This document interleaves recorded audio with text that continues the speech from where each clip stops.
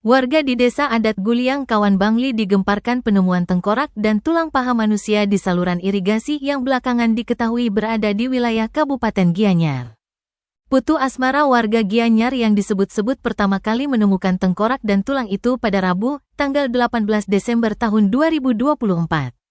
Saat itu Asmara dikabarkan sedang mencari kelapa yang jatuh.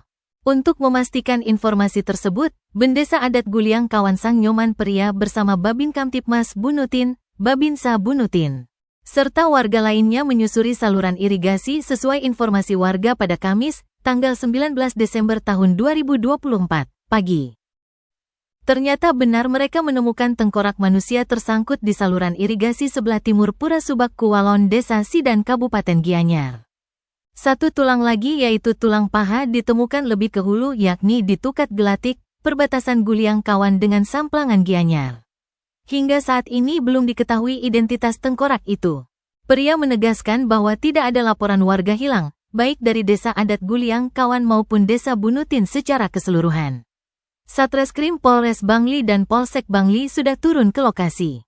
Tim Inafis pun sudah melakukan olah TKP. Tengkorak dan tulang paha itu dipastikan berada di wilayah Kabupaten Gianyar. Oleh karena itu penyelidikan lebih lanjut dikoordinasikan dengan Polres Gianyar. Aparat kepolisian dari Polres Gianyar juga sudah langsung ke TKP Kamis siang.